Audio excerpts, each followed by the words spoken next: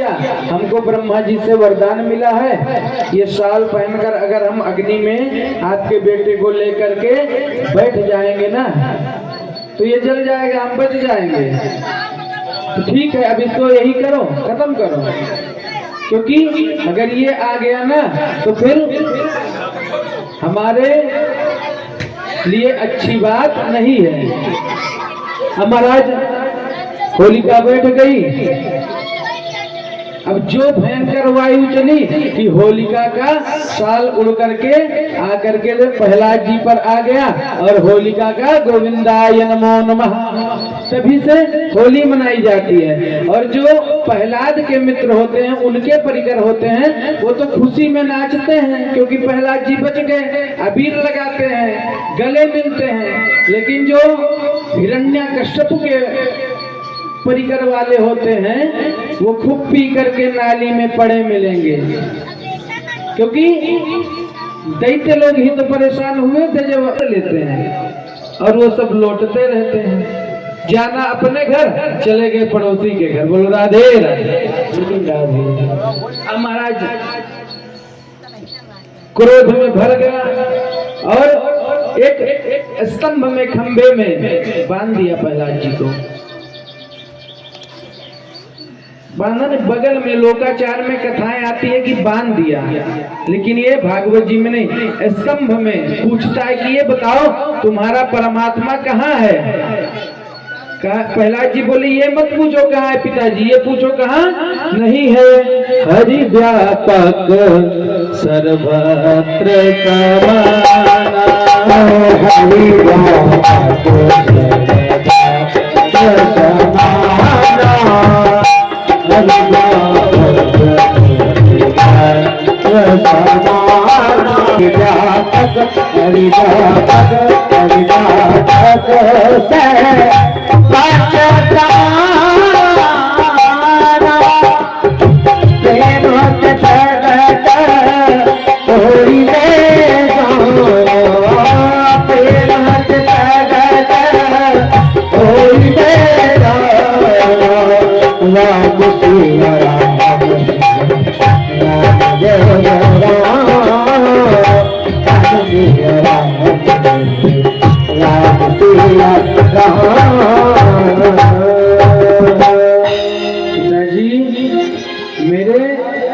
नारायण भगवान सभी जगह व्याप्त हैं, हरि व्यापक सर्वत्र समाना, और वो प्रेम से प्रकट होते हैं। नामदेव जी रोटी लेकर के भोजन करने के लिए बैठे ही थे कि एक कुत्ता आया और रोटी लेकर के भाग गया। हम लोग होते तो क्या करते हैं? डंडा लेकर के भागते, दूर दूर करते हैं। लेकिन नामदेव जी ने घी का कटोरा लिया और लेकर के भागे पीछे पीछे। अरे प्रभु, जब आपकी कृपा से घी है तो सूखी रूखी रोटी क्यों खा रहे हो? लो घी लगाओ, प्रेम से पाओ। तो भगवान को स्वान अर्थात कुत्ते से निकलना पड़ा। तो पिताजी हर जगह हमारे ठाकुर जी हैं, तो क्या मूर्ख इस खंभे में भी हैं? हाँ, खंबे में भी हैं। और जो भयंकर प्रहार किया है खड़क का, गगड़ गड़गड़ानो, खंभ फाटो चरचरानो, निकसो नर नाहर को रूप अति भयानक है। गगड़ गड़ गड़गावे, दसन जीभ लप लपावे, चितवज सरोज मानो, अंग जात खानो है। जो नरसिंह भगवान का दिव्य प्रादुर्भाव हुआ, बोले नरसिंह भगवान की। क्रोध में भयंकर सहारा जो भगवान ने एक बार तो देखकर हिरण्यकश्यप भी गिर गया, लेकिन फिर अपने आप को सावधान कर लिया। अपने आप को सावधान किया कि प्रभु हमको कौन मार पाएगा, हमको तो वरदान मिला है ब्रह्मा जी का। तो पहले तो दोनों का भयंकर युद्ध चला कुछ देर। भगवान ने देखा जैसे सायंकाल का समय, गोधुलिया बेला का समय हुआ, तो भगवान ने तुरंत उसको अपने जंघे पर लिटाया, चौतरा पर रखा, कहा आप चलो जाने की तैयारी करो। कहे कहाँ मार दोगे? मुझे ब्रह्मा जी का वरदान मिला है, क्या मिला है? न दिन में मरूं न रात में मरूं। अरे मूर्ख, देखो न दिन है न रात है, सायंकाल है।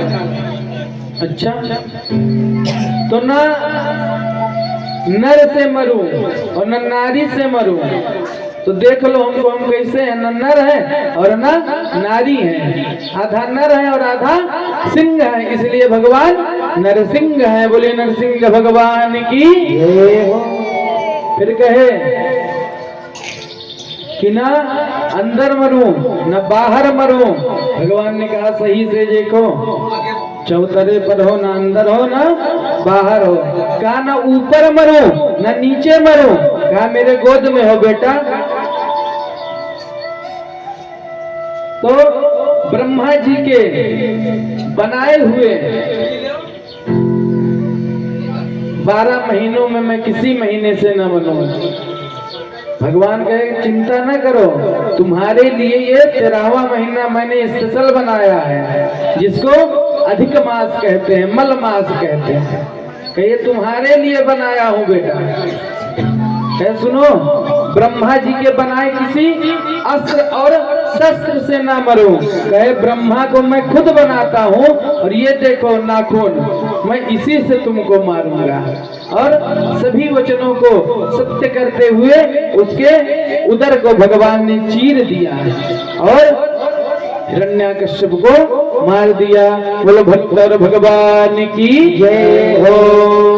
अब मार के उसको जो भयंकर क्रोध में भगवान कि सभी देवी देवता भगवान के पास आने से डरने लगे। ब्रह्मा जी सोचे कि चलो चलते हैं, ठाकुर जी की थोड़ी सी स्तुति कर देंगे तो मान जाएंगे। जैसे ब्रह्मा जी आए, जो भयंकर दहाड़े भगवान कि वहां से ब्रह्मा जी भाग गए। इसके बाद एक एक करके सब देवता आते गए, भगवान दहाड़ते गए, सब भागे गए। अब बताओ इनको कौन मनाएगा? तो कहे कि चलो आओ चले लक्ष्मी जी के पास। भाई जब पतिदेव क्रोधित हो जाएं तो उनको खाली श्रीमती जी ही मना सकती हैं। गए बताए लक्ष्मी जी से कि भगवान का इतना भयंकर रूप हमने कभी नहीं देखा। मैया कही सुनो, वो तो पहली बात क्रोधित हो ही नहीं सकते। क्यों नहीं हो सकते? शांताकारम, वो शांत स्वभाव के हैं। तो एक बार माता जी चल के खुद देख लो। मैया ने दिव्य श्रृंगार किया, हाथ में गुलदस्ता लेकर के चल दी और पायल बजाते हुए छम छम, क्योंकि जान गई कि हम जाएंगे तो पतिदेव हमको देख के प्रसन्न हो जाएंगे। और जैसे पतिदेव के पास पहुंची, जो नरसिंह भगवान ने भयंकर रूप से गर्जना किया कि दैया मैया करते हुए गुलदस्ता वहीं छोड़कर भाग गई बैकुंठ। ये हमारे पतिदेव नहीं हो सकते, इतने क्रोधित। जब कोई ना आए तो सबने कहा कि अब एक ही व्यक्ति इनको मना सकता है। कौन? जिसके लिए भगवान ने इतना भयंकर रूप धारण किया है। तो प्रहलाद जी जाते हैं, प्रहलाद जी को भगवान अंक में लेकर के और खूब वात्सल्य भाव से प्रेम करते हैं। कहते हैं भक्त प्रहलाद मुझे बेटा माफ करना, क्षमा करना, क्योंकि मैंने आने में देरी कर दी। और ये बताओ बेटा, सब लोग मुझसे डर रहे थे, क्या तुमको डर नहीं लगा? सब लोग मेरे पास आने से डरते थे, तुम नहीं डरे? प्रहलाद जी कहे सुनिए महाराज, जब सिंह दहाड़ता है तो जितने जानवर होते हैं सब तुम दबा के भाग जाते हैं, लेकिन शेर का बच्चा कहीं भागता है क्या? तो हम तो आप ही की तो संतान है। प्रसन्न हो गए भगवान, आशीर्वाद दिया। देखिए महीने से गुब्बारा फूटने लगा, क्योंकि कुछ ही देर में लाला का प्रादुर्भाव होने वाला है। कथाएं बहुत हैं, तो भी कुछ कथाओं को स्पर्श करते हुए, ना चाहते हुए भी लग रहा है कि भगवान 12 बजा कर ही आएंगे,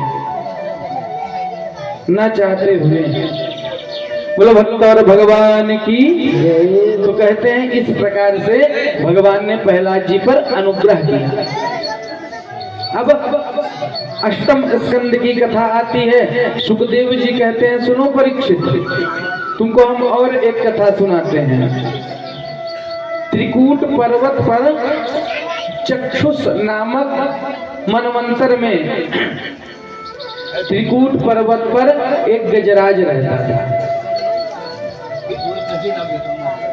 वह जो गजराज था अपने हाथियों के साथ, अपने परिवार के साथ घूम रहा था। एक दिन वह सरोवर में जल पीने के लिए गया। जब सरोवर में जल पीने के लिए गया तो एक ग्रह अर्थात मगरमच्छ आकर के उस गजराज का पैर पकड़ लिया। तो गजराज सोचा कि कोई छोटा मोटा होगा कुछ, तो पैर से धक्का मार देंगे, लेकिन बहुत कोशिश किया। जब वो ग्रह ने नहीं छोड़ा तो उसके गजराज के जितने परिवार वाले थे, गजेंद्र के सारे परिवार वाले 2-4 दिन 10 दिन खूब प्रयत्न किए छुड़ाने का, लेकिन जब वह मगरमच्छ वह ग्रह गज का पैर नहीं छोड़ा तो गजेंद्र के जितने परिवार वाले थे सब चले गए। बहुत बुलाया लेकिन कोई नहीं आया। कहा, महाराज अब तो तुम मर ही रहे हो, तो क्या तुम्हारे चक्कर में हम सब भी मर जाएं? तो गजेंद्र को वैराग्य आ गया कि बताओ, जिस परिवार के लिए हमने क्या नहीं किया, आज मुसीबत में वही परिवार हमको छोड़ करके चला गया। तो भगवान की प्रार्थना करता है, नमो भगवते तस्मै एता चिदात्मकम पुरुषाय आदिबीजाय परेशाय धीमहि। जो परम सत्य परमात्मा है वो हमारी रक्षा करें। अब दुर्गा जी सोचे कि हमारा नाम लेगा तो हम जाएंगे, शंकर जी सोचे हमारा नाम लेगा तो हम जाएंगे, इंद्र भगवान सोचे हमको बुलाए तो हम जाएं, लेकिन वो क्या कह रहा है, जो सत्य परमात्मा है वो हमारी रक्षा करें। तो भगवान ने सोचा, नारायण भगवान ने, जो किसी का नहीं वो मेरा, जो किसी का नहीं वो मेरा। तो अब भगवान गरुड़ पर आरूढ़ होकर के अपने भक्त का प्राण बचाने के लिए चल दिए। जब नारायण को आते हुए देखा तब भगवान की स्तुति करता है, अपने सूंड से कमल का पुष्प तोड़ता है और भगवान को अर्पण कर देता है। तो भगवान आकर के अपने सुदर्शन को जैसे छोड़ा तो सबसे पहले गज का नहीं, ग्रह का कल्याण किया। अब किसी ने कहा कि बुलाया तो गज था आपको, तो आपने ग्रह को पहले क्यों मारा, उसका क्यों कल्याण किया? कहे, सुनो, हमारे भक्त का कल्याण बाद में है, पहले जिसने हमारे भक्त का पैर पकड़ के रखा है तो पहले हम उसका कल्याण करेंगे। और गजेंद्र मोक्ष एक पुस्तक आती है, गजेंद्र ने सुंदर स्तुति भगवान की है।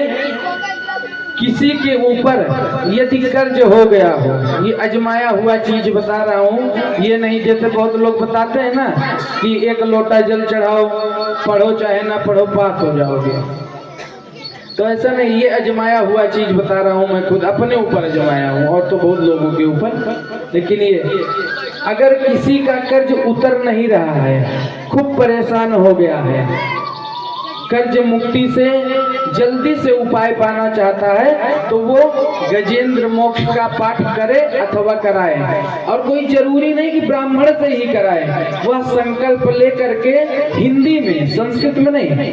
अगर संस्कृत पढ़ना आता है तो संस्कृत में करे, अगर संस्कृत पढ़ना नहीं आता तो 41 दिन तक नियम बना करके और एक घी का दीपक जला करके भगवान नारायण की विग्रह को सामने रख करके और बृहस्पतिवार से शुक्ल पक्ष से संकल्प लेकर के नियम से रोज एक पाठ करना शुरू कर दे, साथ 41 दिन के अंदर रिजल्ट मिलेगा। और अगर जो जीवन पर्यंत करेगा तो फिर उसका क्या कहना। गजेंद्र मोक्ष नाम ही है पुस्तक का।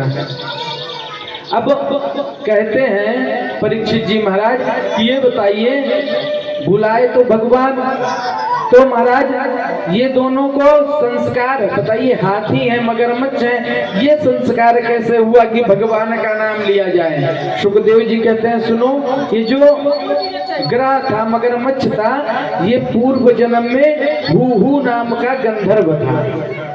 और इसका काम क्या था? इसका काम था लोगों का मनोरंजन कराना, लोगों को हंसाना। तो अब देवल मुनि नदी में स्नान कर रहे थे और ये क्या किया, ये पानी में डुबकी लगाया और जाकर के पानी के अंदर महाराज जी का जो है पैर पकड़ लिया, कहा पंडित जी पाए लगी। देवल ऋषि बेचारे डर के मारे गिर पड़े। जब देखा उनको लगा कि कोई मगरमच्छ पकड़ लिया, और जब पैर खींचा बाद में किसी तरह संभले पंडित जी, देवल ऋषि संभले, तो वह गंधर्व हूहू नाम का गंधर्व निकल करके हंसने लगा। संत जी कहे जाओ मैं तुम्हें श्राप देता हूँ कि तुमको बहुत पैर पकड़ने का शौक है ना, जाओ मगरमच्छ बन जाओ। कहा महाराज हमारा काम है हंसाने का, क्षमा करिए। तो कहे कोई बात नहीं, ऐसे पैर पकड़ते रहना, किसी दिन तुम्हारा कल्याण हो जाएगा। और ये गजराज कौन था? ये इंद्रद्युम्न नाम का राजा था। ये हाथी क्यों बना? एक बार अगस्त ऋषि जा रहे थे, अगस्त ऋषि को प्रणाम नहीं किया, अहंकार से सर ऊपर करके खड़ा था, तो उन्होंने श्राप दे दिया जाओ हाथी की तरह जैसे सर ऊपर किए हो वैसे तुमको हाथी बन जाओ। क्षमा याचना किया। अब देखिए परीक्षित जी प्रश्न करते हैं कि महाराज एक ने प्रणाम किया उसको भी श्राप मिल गया, एक ने नहीं किया उसको भी श्राप मिल गया, ऐसा क्यों? कहे देखो हर चीज कोई भी कार्य करने का एक तरीका होता है। अब कोई जा रहा हो और आप पीछे से जाकर के कहो पंडित जी पाए लग, एक उसको प्रणाम करो, वो आपको ना देखे और डर जाए तो बताओ वो आशीर्वाद देगा कि श्राप देगा? कहीं कहीं ऐसा होता है कि भीड़ जब बहुत ज्यादा रहती है तो प्रणाम करने के चक्कर में पंडित जी जब मंच से उतरते हैं तो ऐसा प्रणाम करने के लिए लोग टूटते हैं कि पंडित जी की धोती खुल जाए। तब बताइए जब ऐसी स्थिति आएगी तो पंडित जी के मुंह से आशीर्वाद निकलेगा कि श्राप निकलेगा? तो हर चीज का देश काल परिस्थिति देखते हुए कार्य करना चाहिए। बोलो भक्त और भगवान की। अब कहते हैं कुछ कथाओं को अब हम लोग स्पर्श करते हुए चलेंगे, लेकिन कथा कोई छूटेगी नहीं। अब कहते हैं सुखदेव एक बार देवता लोग श्रीहीन हो गए। कहे महाराज वो कैसे श्रीहीन हो गए देवता लोग? कहे कि देवताओं के ऊपर दुर्वासा जी अति प्रसन्न हुए इंद्र के ऊपर, और प्रसन्न होकर के दुर्वासा ने अपना माला उतार करके इंद्र को पहना दिया। इंद्र ने अपना माला उतार करके जो गुरुजी ने पहनाया था वो हाथी को पहना दिया, और हाथी के नीचे गिर गया तो वो पैर से कुचल दिया। तो दुर्वासा ऋषि को क्रोध आया कि बताओ मैंने आशीर्वाद के स्वरूप में इसको माला दी है और ये मेरे माला का अपमान किया, तो जाओ मेरा श्राप है सारे देवता श्रीहीन हो जाओ। अब एक कथा, देवता श्रीहीन हो गए लेकिन देवताओं में सब आते हैं तो विष्णु भगवान भी श्रीहीन हो गए। ये श्रीमद् देवी भागवत में वर्णन आता है, भागवत में नहीं, देवी भागवत में वर्णन नहीं आता है कि भगवान कैसे श्रीहीन हुए। यहाँ तो देवताओं का वर्णन आया है, लेकिन देवी भागवत में आता कि एक बार भगवान नारायण का लक्ष्मी जी सेवा कर रही थी, तो एकाएक अनायास लक्ष्मी जी को देख करके ठाकुर जी को हंसी आ गई। और जो ठाकुर जी को हंसी आई लक्ष्मी जी को बहुत बुरा लग गया, और लक्ष्मी जी ने श्राप दे दिया कि हे नारायण तुम मुझे देख के हंस रहे हो, जाओ मैं श्राप देती हूँ कि तुम्हारा सर कट जाए। और इतना कह करके लक्ष्मी जी क्षीर सागर में कूद गई। लक्ष्मी जी किसकी बेटी हैं? समुद्र की। जब मंथन हुआ था तो वहीं से तो लक्ष्मी जी निकली थी। समुद्र मंथन जब हुआ था तो उसी में चली जाती हैं। और देवी भागवत में आता है कि भगवान प्रत्यंचा पर लेटे रहते हैं और भगवान को जगाने के लिए दीमक जाता है और प्रत्यंचा काट देता है तो भगवान नारायण का सर कट जाता है। तो ये तो लक्ष्मी जी थी। अगर सब लक्ष्मी जी का आशीर्वाद ही होने लगे तो फिर किसी धड़ में सर न मिले जल्दी, क्योंकि लड़ाई होता है। बोलो राधे। तो अब सब देवता श्रीहीन हो गए। श्रीहीन हो गए तो ब्रह्मा जी के पास गए। ब्रह्मा जी नारायण के पास गए, कहे देखो तुम्हारा जितना श्री था, तुम्हारा जितना वैभव था, वह सब वैभव तुम्हारा समुद्र में चला गया है। महाराज इसका उपाय क्या है? इसका उपाय यही है कि जाओ मंथन करो। तो समुद्र मंथन अकेले तो होगा नहीं, दैत्य और देवता दोनों की सहानुभूति चाहिए। तो दैत्य को तैयार किया गया, देवता लोग तैयार किए। पहले गए अहिमोषकवता मंदरांचल पर्वत लेकर के आया और गणेश जी की उन लोगों ने पूजा नहीं की थी। तो जब गणेश जी की पूजा नहीं की तो मंदरांचल पर्वत समुद्र में गिरने लगा। कई देवताओं के दैत्यों के हाथ पैर टूटे। जब वह पर्वत समुद्र में जाने लगा तो भगवान कछुआ बन गए, कच्छप अवतार लेकर के उस मंदरांचल पर्वत को धारण किया। ये हुआ यहाँ पर भगवान का कच्छप अवतार। बोले कच्छप भगवान की जय हो। अब यहाँ पर भगवान ने कच्छप अवतार लिया। सब देवता दैत्य आपस में विमर्श करके तैयार हो गए। पहले तो तैयार नहीं हो रहे थे कि भाई हम क्यों मंथन करें, देवता जा नहीं रहे थे। किसी तरह भगवान के समझाने पर सब दैत्य देवता तैयार होते हैं।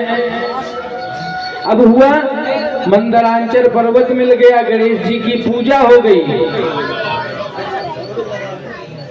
वासुकी नाग को रस्सी बनाया गया। तो भगवान बोले देवताओं तुम एक काम करो, तुम मुंह के आगे सांप जो है तुम मुंह के आगे पकड़ो, क्योंकि तुम बड़े बाप के बेटे हो। और जो दैत्य हैं इन लोगों को पूछ पकड़ने दो। तो एक दैत्य बोला हम छोटे बाप के हैं क्या? हम भी बड़े बाप के हैं। अगर कराना हो समुद्र मंथन तो हमको मुंह पकड़ने दो। और भगवान ही चाहते थे, क्योंकि सांप के मुंह से ही तो जहर निकलता है। तो अब बोलो भक्तर भगवान की।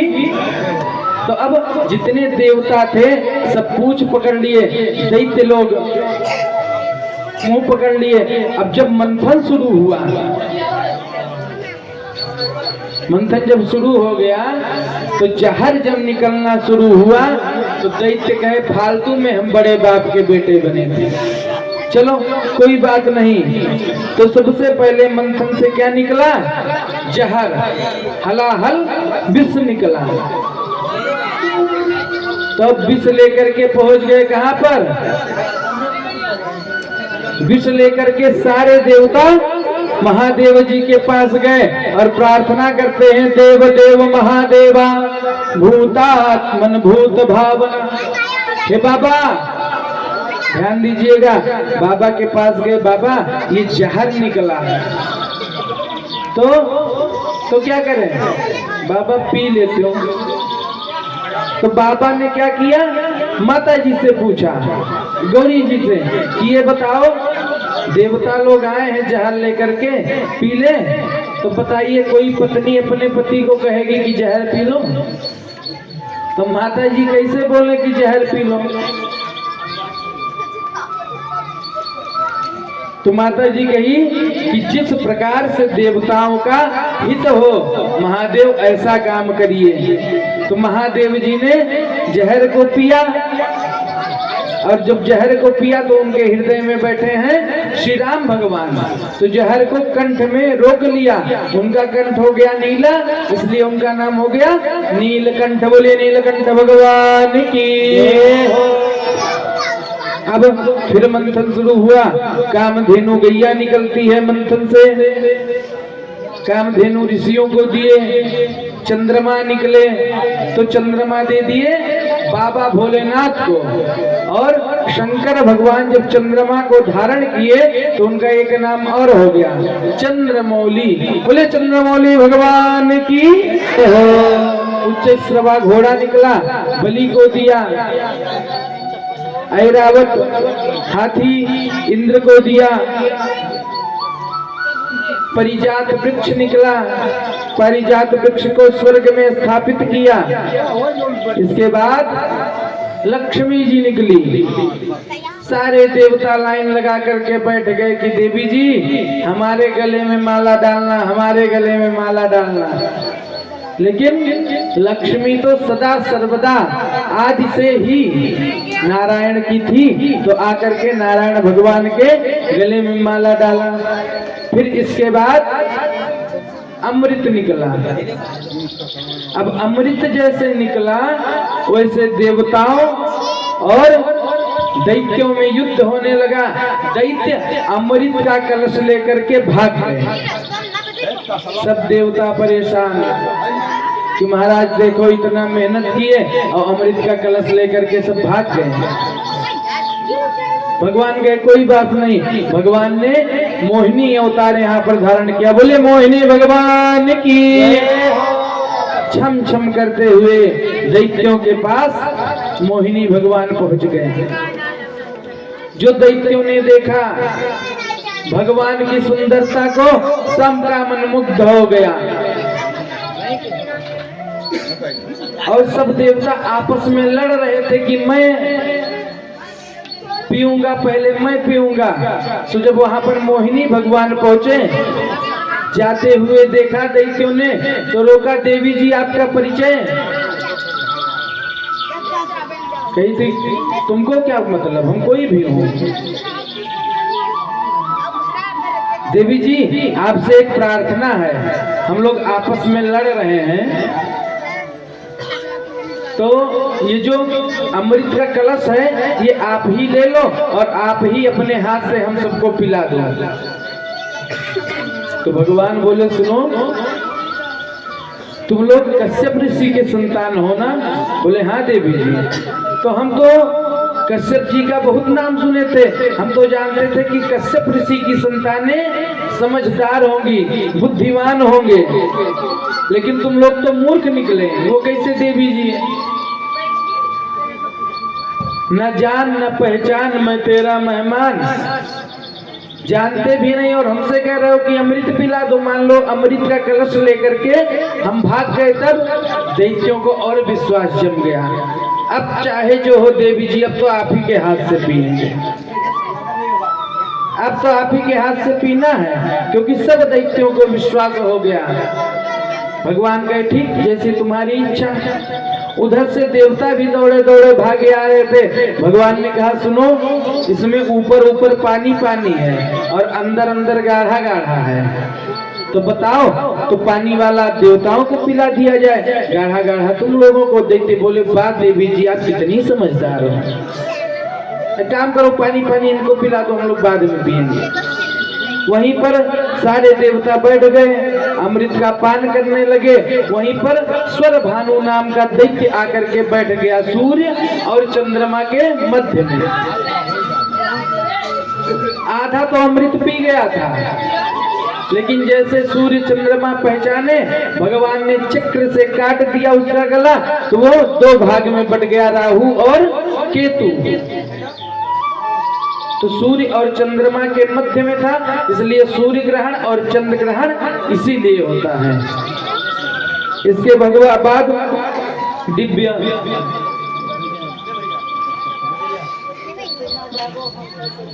हुआ।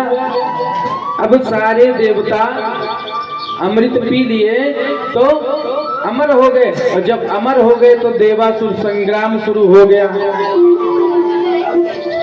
बोले भक्त वत्सल भगवान की एक भाव। मुझे पीने का शौक नहीं बोला ओ बिटिया दे मिटाने को, बिटिया दे मिटाने को पिता हूँ गम भोला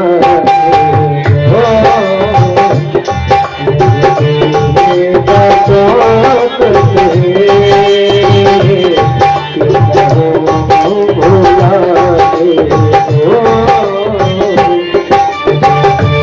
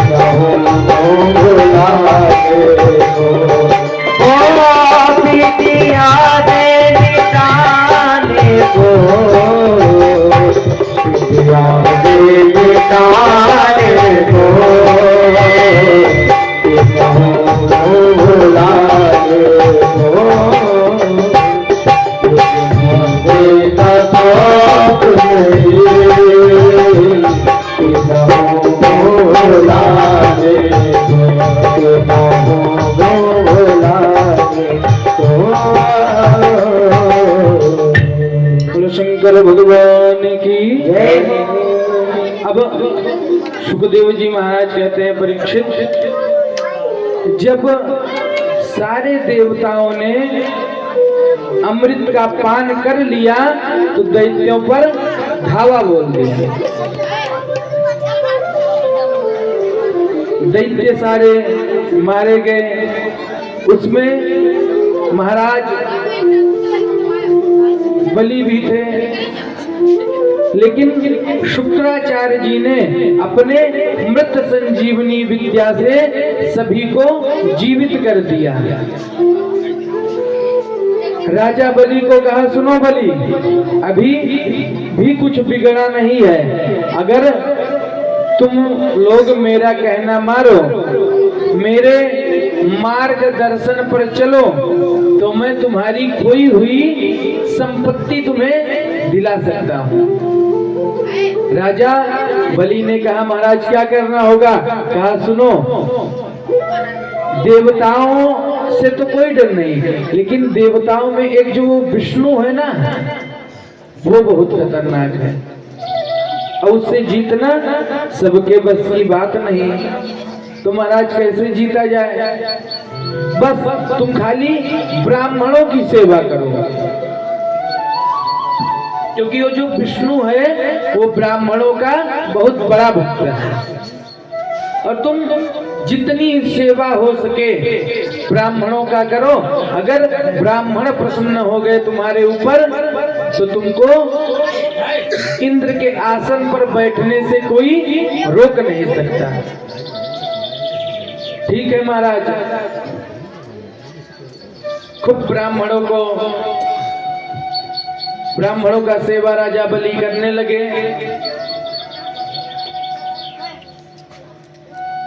ब्राह्मणों को खूब चकाचक भंडारा पवावे। देखिए भगवान के, नारायण भगवान के कहते हैं कि हम दो मुख से हमको खूब पाने में आनंद आता है। पहला मुख है यज्ञ नारायण, यज्ञ के रूप में जब उसमें हविष डालते हैं, आहुति डालते हैं, जब कहते हैं स्वाहा तो भगवान कहते हैं हमारा पेट भरता है, हमको खूब आनंद आता है। और इससे भी ज्यादा आनंद अग्नि में स्वाहा करने से भी ज्यादा आनंद हमको आता है जब ब्राह्मण को आप खिलाइए और वो खाए कहें आहा। तो अग्नि में स्वाहा और ब्राह्मणों में आहा। मैं ब्राह्मणों का मुख हूँ, ब्राह्मणों से मुखमासीत। तो ब्राह्मणों को खूब चकाचक महाराज भंडारा पवाओ। बलि बोले ठीक है महाराज। ब्राह्मण देवता सब प्रसन्न हुए और दिव्य रथ दिया। बलि को ऐसा रथ दिया कि जाओ कोई तुम्हारा बाल बाका नहीं कर सकता। ज्योतिर्मय रथ दे दिया और उस रथ पर बलि ने बैठकर स्वर्ग में धावा बोल दिया। अब जब धावा बोले तो जितने देवता थे सब भाग गए। इंद्र वन वन भटकने लगे। जब देवताओं की ये स्थिति हो गई तो देवताओं की मैया कौन? अदिति। अदिति जी ने कश्यप ऋषि से कहा कि देखो हमारे पुत्रों की क्या दुर्दशा हो रही है महाराज, सो कृपा करो और ये जो वन वन भटक रहे हैं ये भटकना ना पड़े। तो कश्यप जी कहते हैं कि आप व्रत धारण करो। कौन सा व्रत धारण करें महाराज? पयोव्रत। पयोव्रत ये व्रत धारण करने से जिसे भी संतान नहीं होता उसे निश्चित रूप से संतान हो जाता है। संतान के लिए 3 महा उपाय हैं। या तो हरिवंश पुराण का पाठ श्रवण करो, या तो पयोव्रत धारण करो, और या तो संतान गोपाल मंत्र का जप करो। तो आज अदिति मैया ने पयोव्रत धारण किया। कब धारण करना चाहिए? फाल्गुन मास शुक्ल पक्ष प्रतिपदा से द्वादशी तक। ये 12 दिन का व्रत होता है। 12 दिन में खाली दूध पिया जाता है और कुछ नहीं। और त्रयोदशी को खीर से हवन किया जाता है। यही किया। समय व्यतीत हुआ। दोपहर में विजया द्वादशी के दिन वामन भगवान का प्रादुर्भाव हुआ। बोलिए वामन भगवान की। भक्त और